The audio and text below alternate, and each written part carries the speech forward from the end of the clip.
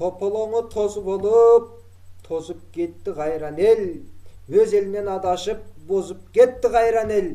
Түгөнгөн соң үй ичи кийимин сатты кайран эл. Баш кошуп чогуп айрылабай, сайлап жүрөт кайран эл. Азаттыктын эңсесип, зарлап жүрөт кайран эл. Бекмамат Осмонов атындагы Жалал-Абад мамлекеттик университети,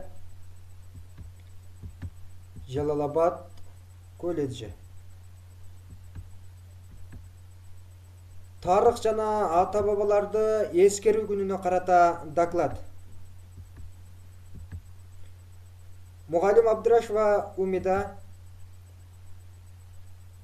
студент Арапбаев Кудайберди, Баска 219 тайпасы. Докладтын темасы Абдыкадыр Орозбеков.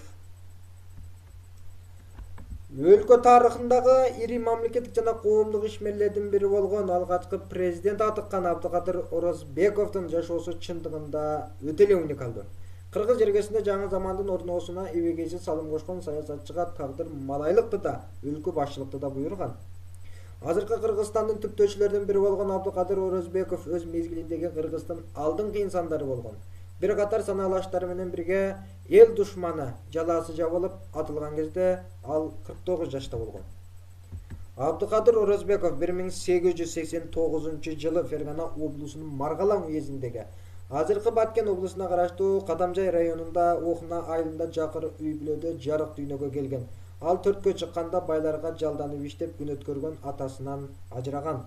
Жетим бала кедейликтин запкысын бала кезинен эле көрүп, балтыр эти кателек кезинен кара жумушка бышып, билим алуунун ордуна эптеп болсо да үйүнө нан алып баруу үчүн тынымсыз иштеген. Байлардын пахта талааларында, наабайканаларында маңдай терин агызып оор турмуштун азабын жакшы эле тарткан. Бирок ошол кезде мындай кардуу жашоо шарты анын саясий көз карашынын түптөлүшүнө эбегейсиз салым кошкон. Карапайым калктын ортосунда жүрүп, алардын көйгөйлөрүн жакындан билгендиги, Ферганадагы көп улуттуу эл менен жакшы мамиледе болгондугу анын келечекте саясий тепкичте тез арада жогорулоосуна өбөлгө болгон. 1916-1917 жылдары Орто Азиядагы бир нече аймактарда орус падышачылыгы жүргүзгөн саясатка каршы көтөрүлүштөр чыга баштайт. Бул кездери Маргалаңда наабайканада иштеген Абдыкадыр Орозбеков карапайым жумушчулардын иш таштоосун уюштуруп, өзү да алдын катарда жүрөт. Мындан улам камакка алынып, бирок элдин колдоосунан улам тез эле бошонуп чыккандыгы да бар. 1918 жылы большевиктер партиясына мүчө болуп, Кызыл армиянын катарына кошулат. Орус падышачылыгы кулап, совет бийлиги орноп баштаган учурда басмачыларга каршы күрөштөргө жигердүү катышып, жаңы замандын келүүсү үчүн болгон аракетин жумшайт. Бул учурда катардагы жоокердин куралдуу топтун командирлигине чейин көтөрүлөт. Ал эми Абдыкадыр Орозбеков 1920 жылдан баштап жаңы курулган өлкөнүн коомдук жана саясий турмушуна башоту менен кирише баштаган. 3 жылга жакын убакыт айылдык жана райондук революциячыл комитеттерди жетектеген. Андан соң ош аймактык эмгекчилер советинин жер бөлүмүнүн башчысы катары кызмат өтөйт. Саясаттагы ийгилиги жогорулап, 1925 жылы Кара Кыргыз автоном облусун уюштуруу курултайында депутаттар аны облустун төрагалыгына шайлашат. Жетиштүү билими жок инсандын мындай кызматка келүүсү көпчүлүктү таң калтырса да, чындыгында эл арасынан чыккан көп жыл кара жумуш менен алектенген эмгекчил инсан совет бийликтин идеологиясына туура келген жетекчи эле. Ошентип Абдыкадыр Орозбеков бүгүнкү Кыргызстандын биринчи президентине айланган.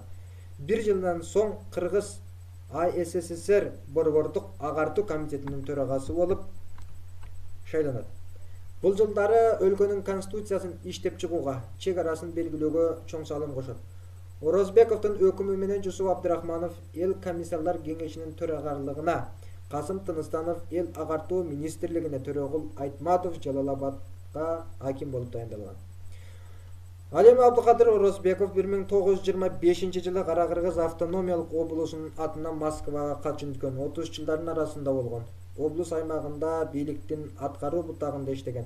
30 кызматкер тарабынан жазылган катта партиянын кызматтык дайындоолору туура эмес жүргүзүлүп, анын негизинде эл чарбасы аксап, калк арасындагы жер бөлүштүрүүдө тең укуктуулук сакталбай жаткандыгы жана билим берүү боюнча кескин сындар айтылган.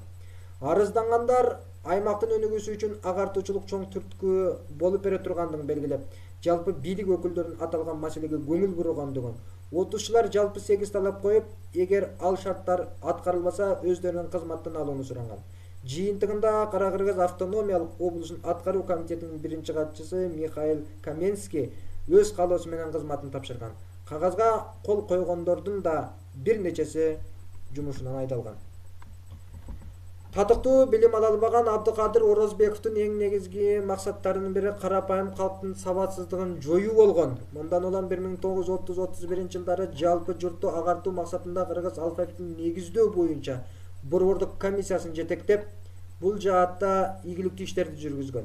1936 жылы Кыргыз СССР борбордук аткаруу комитетинин төрагасы болуп депутаттар тарабынан шайланган. Ошентип Абдыкадыр Орозбеков 1925 жылдан 1937 жылдын октябрь айына чейин Кыргызстандын мамлекет башчысы болуп кызмат өтөгөн. Бул 12 жыл ичинде Кыргызстан экономикалык, коомдук жана маданий жактан алгылыктуу өнүккөн мезгил эле. Анын жетекчилиги астында кыргыз жана орус драма театрлары, бир катар жогорку окуу жайлар, мамлекеттик филармония курулган. Ал камалуусуна жарым жыл калган кезде бүткүл кыргыздардын 5-съездинде жасаган баяндамасында 1924-1937 жылдар аралыгында ондогон өнөр жай ишканалар курулуп, өндүрүш 7, дандын түшүмү 4, пактаныкы 7 эсеге көбөйдү. Калктын сабаттуулугу 68%га чыкты. Кыйын кырдаалдарда карабай жүздөгөн жолдор салынып, унаалардын саны 1000ден ашты деп билдирген. Ал эми 1937 жылдын соңунда кандуу репрессия заманы башталып, Кыргыздын мен деген залгар инсандары биринин артынан бири жок кылына баштаган. Бул кыргынга Абдыкадыр Орозбеков да кабылган. Ал Туран улуттук партиясынын мүчөсү деген жалган айып менен камалып, атууга өкүм кылынган. Түрмө ичинде бир нече ай азаптуу кыйноолорго кабылып, 1938 жылы 18 майда атып өлтүрүлгөн. Абдыкадыр Орозбеков каза болгондон 18 жылдан кийин 1956 жылы акталган.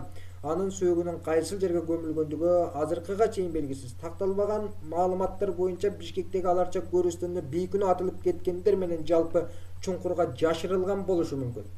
Эл душманынын үй бүлөсү Абдыкадыр Орозбеков эл душманы аталып өлтүрүлгөндө анын артында жубайы Адалат, 2 уулу жана 1 кызы жетим калган. Аларды башка репрессия курмандыктарынын үй бүлөлөрү сыяктуу адилетсиз куугунтукка кабылышкан.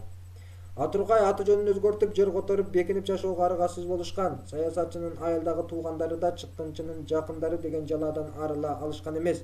Эл башчынын урпактары ал качан гана акталган кезде Францияга көчүп келип, элге аралашып жашап башташкан.